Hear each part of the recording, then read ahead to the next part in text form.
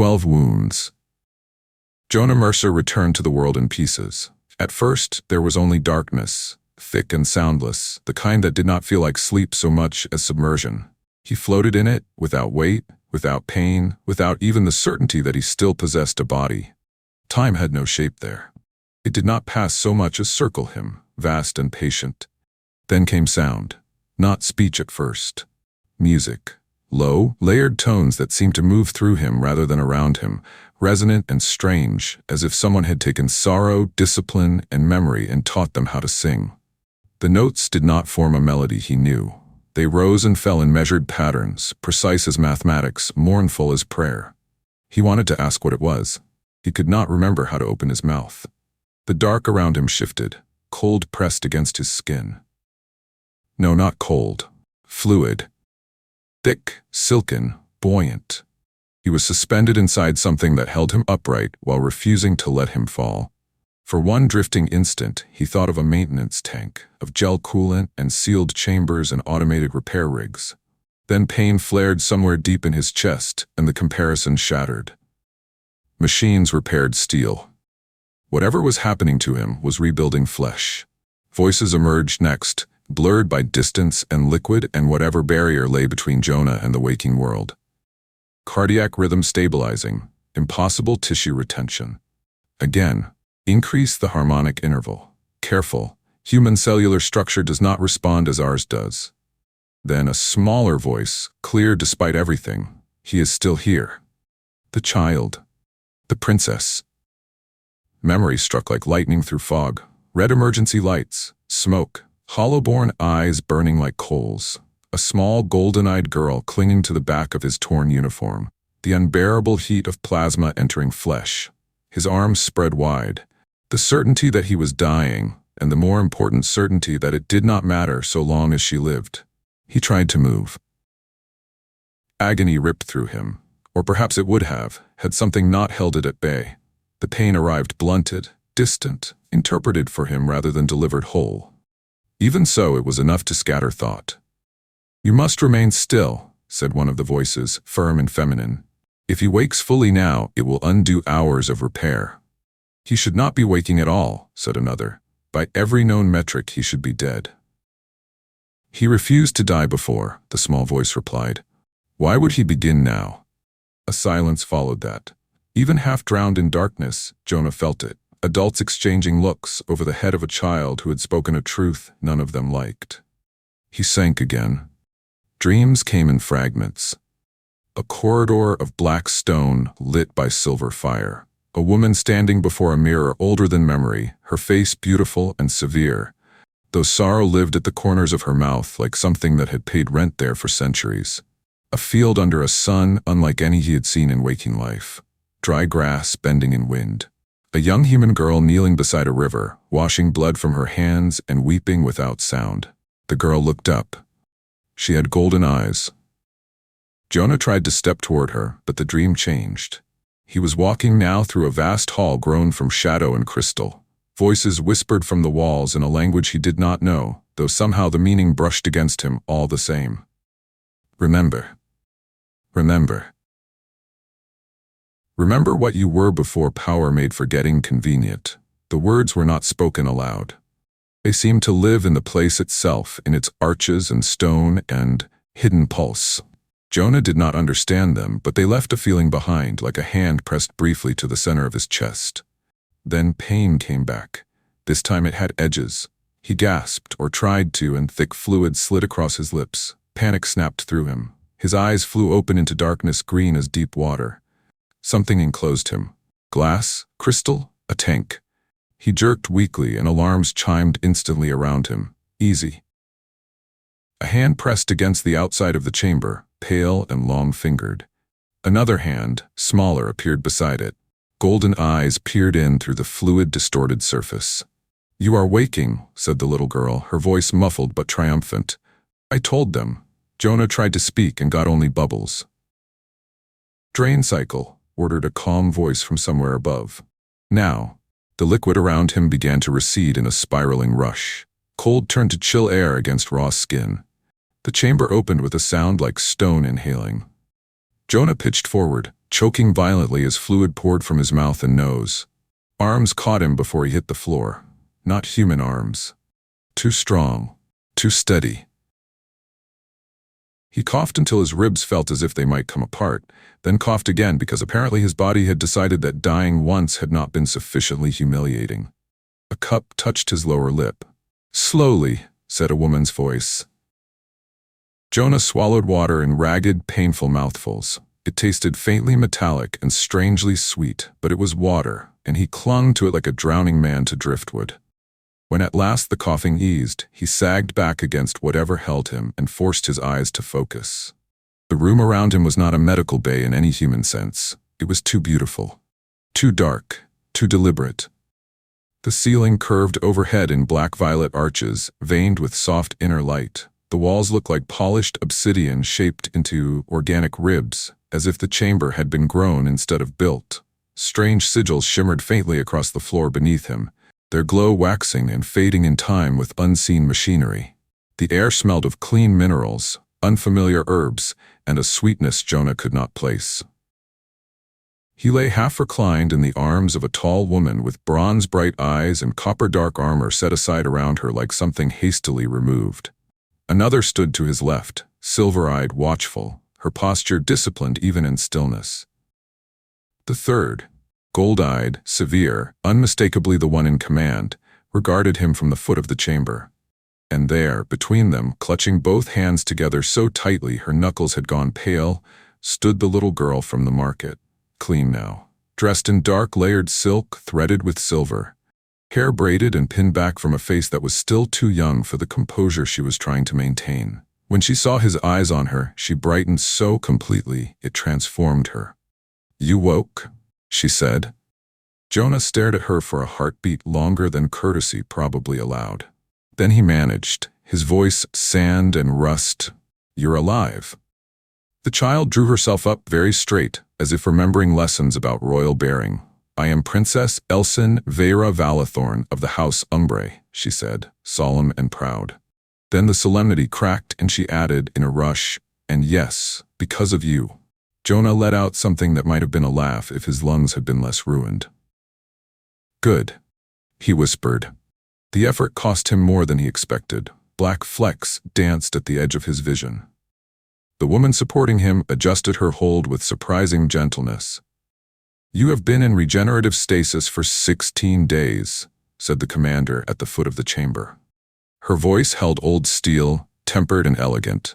"I am Commander Nicera Draven of the Royal Guard. This is Lieutenant Kalis Draven." She inclined her head toward the silver-eyed woman. "And strategist Mevin Thorn." Jonah looked from one to the next, trying to force his battered mind into order. 16 days. Not dead, then, though he felt close enough to the concept to be on greeting terms. "Jonah Mercer," he croaked. Nicera's expression shifted almost imperceptibly, as though acknowledging a formality she had already known, but respected nonetheless. "Yes, we know." That made sense. Somewhere in the distance of his memory, before the dark had fully taken him, there had been reports to file, and bodies to recover, and station records to search. Nothing about Bastion Reach was private, if someone sufficiently dangerous wanted answers.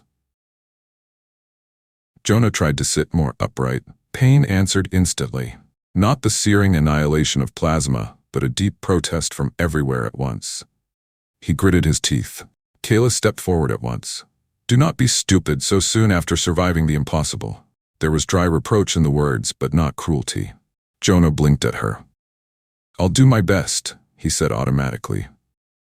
To his surprise, the corner of Maven's mouth twitched. Princess Elsin moved closer, stopping just beyond arm's reach, as though uncertain whether she was allowed to bridge the distance herself. "They said you took 12 wounds." Jonah swallowed.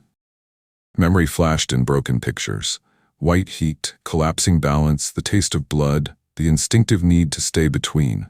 He had not counted. Counting had seemed above his pay grade at the time. "Sounds excessive," he murmured. The princess's lower lip trembled before she mastered it. "You should have died." The chamber went still.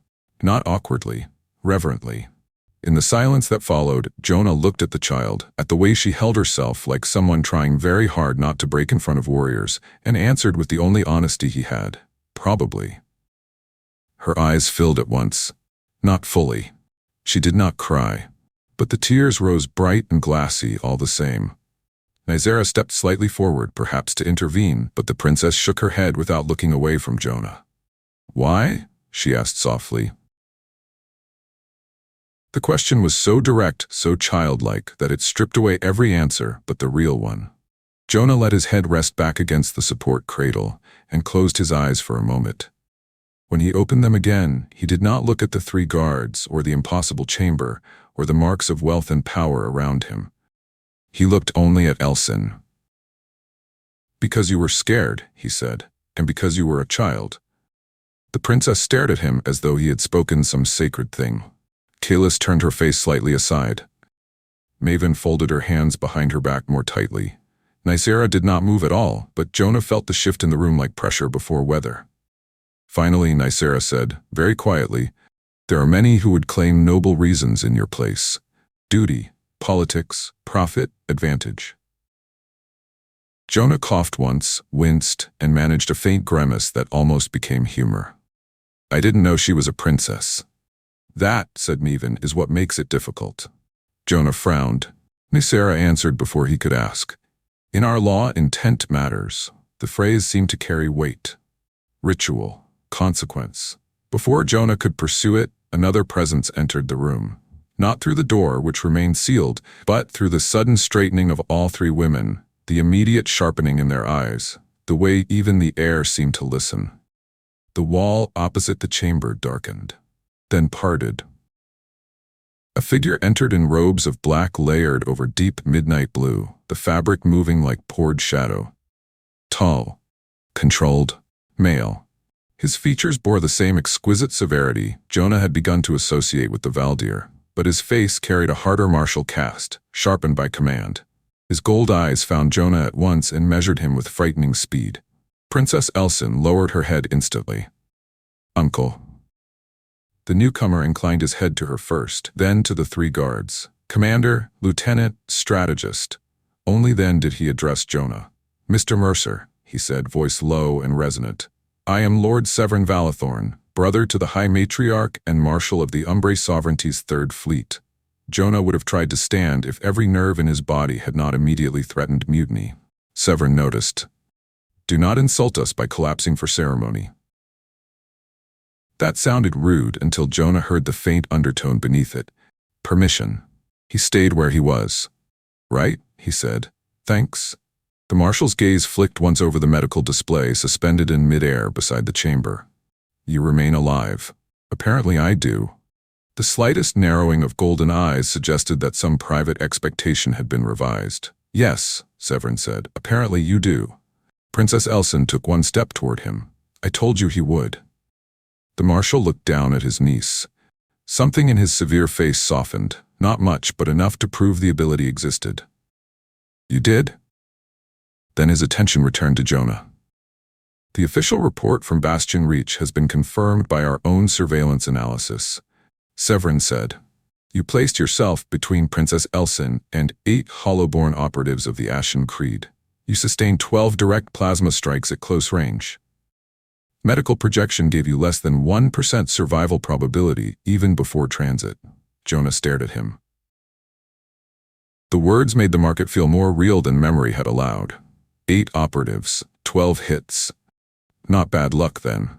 Statistically offensive luck. "You make poor tactical decisions," Severin continued. Kalis's mouth twitched. Jonah, perhaps because pain and exhaustion had burned away better judgment, heard himself answer, "I've been told that before." To his surprise, the marshal did not rebuke him. Instead, he studied Jonah a moment longer and said, "The difference is that this one saved a life worthy of nations." The princess took that as invitation and moved the final step forward, climbing lightly onto the low platform beside Jonah's recovery cradle. Nysera started to stop her. Severin lifted one finger, and Nysera let the motion die. Elsin held something in both hands. A small dark orb, no larger than a child's palm, shot through with crimson and silver veins that pulsed softly beneath its surface. I made this, she said. Jonah blinked. In 16 days? In 11, she corrected, with the confidence of someone who valued precision. The first 5 were for waiting. He looked at the orb, then at her. What is it? A memory sphere, she said. For stories. Mine are in it, the ones I like best, the old ones. So you would not be alone if you were afraid inside the healing sleep. The words landed harder than any courtly honor could have. Jonah swallowed once, too slowly. Thank you, he said. She placed the sphere in his hands as though performing a sacred rite. The orb was warm enough that for one unsettling instant it seemed alive. He curled burned, bandaged fingers around it carefully. I watched some of your healing, Elson added in a small voice. Healer Syrah said the harmonic frequencies were helping your blood remember its pattern. Jonah looked from her to the others.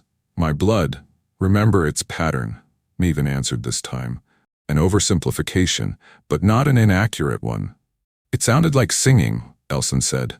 It was, Kalis murmured. In part. Jonah might have asked more, but a flicker in the chamber lights drew every eye upward. For just an instant, the black-veined arches dimmed, and in the polished wall beside them a reflection appeared that did not belong to anyone in the room. A woman. Tall, still, crownless, yet bearing the kind of presence that rendered crowns redundant. Her face was pale as winter light, beautiful in a way too old for vanity. Scars as faint as silver thread marked one temple and disappeared into the dark fall of her hair. But it was the eyes Jonah noticed, golden and burdened. Not tired. Tired belonged to mortals. This was something else. Duration, perhaps. Or memory too heavy to set down. Then the reflected image vanished and the wall returned to black glass. Jonah stared at it. Who was that? No one answered immediately. When Nicera finally spoke, her tone had changed. Not fearful. The High Matriarch, Alira Valathorn. Jonah looked back at her. She was here. She watches, said Severin. The 3 words carried layers Jonah could not parse. Princess Elson placed her small hand over Jonah's where it rested atop the memory sphere. She asked for updates every cycle. Something in the chamber shifted again, though this time it was internal, invisible. Jonah did not understand why the knowledge unsettled him. Perhaps because rulers did not track mechanics through the night. Perhaps because the woman in the glass had looked less curious than haunted. Severin turned slightly, as though to leave, then stopped. There are matters of law and honor that will be explained when you are stronger, he said. For now, you are under the direct protection of House Valathorn. No one touches you. No one questions you without leave. No one decides your fate without audience. Jonah, who had not been aware anyone was lining up to decide his fate, nodded weakly. Good to know. Severin's gaze sharpened for the briefest instant, and Jonah had the peculiar feeling the marshal was restraining either irritation or amusement, possibly both. Rest, Severin said. You have already altered enough for one human. With that, he departed. The wall sealed seamlessly behind him. Silence settled again, though not the earlier kind. This one felt fuller, charged. Jonah looked down at the orb in his hands. 12 wounds, 16 days, a princess at his bedside, a matriarch in the walls. He had gone into a maintenance shaft on Bastion Reach worrying about a failed processor and an angry captain. Somewhere between the market and this impossible chamber, the universe had apparently abandoned proportional response. Do all your days go like this? He asked no one in particular. Kalis snorted softly. No, said Maven. This has been unusually dramatic. Princess Elson straightened. I liked the part where you lived. Nicera finally moved closer, her expression unreadable save for the faintest thread of something Jonah could not yet name. Respect, perhaps, or concern learning a new shape. You require rest, she said. Your body remains in a state our healers described as improbable. Jonah nodded. The effort of remaining conscious had begun to feel expensive. Already the edges of the room softened, the glowing sigils blurred, the dark-veined arches above him seemed farther away. But before the healing sleep could reclaim him fully, he forced his eyes open one last time. Commander, Nizera inclined her head. Yes? He looked past her, not at her, to the black glass wall where the matriarch's reflection had appeared. Then back. You said intent matters in your law. It does. Jonah glanced at Princess Elson, then down at his bandaged hands. I didn't do it for reward, he said, or politics, or any of that. We know, said Nizera. The answer came too quickly to be merely polite. He searched her face, found no mockery there, no calculation, only hard-earned certainty. Something inside him, clenched since Bastion Reach, loosened a fraction. Okay, he whispered. The princess leaned forward and pressed a feather-light kiss to the back of his hand, as solemn as a vow. Sleep, Jonah Mercer, she said. You stood for me. We will stand for you. The dark came again, but now it was different, not empty. Held. And somewhere beyond the sealed chamber, beyond the guarded corridors of the dread flagship Umbrelith, beyond even the stars that turned in silence outside the sovereignty's shadowed fleets, High Matriarch Alira Valathorn stood alone in her private sanctuary before a table of mortal relics. She had just finished watching the recording again. The human had stood after the third blast, after the fifth, after the eighth, after the 12th, not because he believed himself chosen, not because he sought glory, because a child was afraid. Alira laid one hand beside the old ribbon she had kept for 22 centuries. Once, long before empires called her sovereign, she had been a human girl who knew the price of helplessness. She had not forgotten. She had refused to forget, even when forgetting would have made ruling easier. Outside these walls, many of her people mistook memory for softness. They were wrong. Memory was discipline. Memory was a blade turned inward before it ever turned outward. Memory was the last wall between hunger and cruelty. She looked at her own reflection in the black mirror and saw not only the immortal matriarch, but the faint outline of the mortal girl still living somewhere beneath title, blood, and night. He reminded me, she said aloud to the silence. No one answered, no one needed to. Far below, in a healing chamber guarded by warriors and watched by a child, the human mechanic slept on. And for the first time in many years, Alira Valathorn allowed herself not merely strategy, not merely necessity, but hope, not yet for peace. Peace was too fragile a word, but for proof. Proof that compassion had not wholly died among the stars. Proof that strength and mercy need not be enemies. Proof that somewhere in the vastness between species, empires, wounds, and old griefs, something human still survived.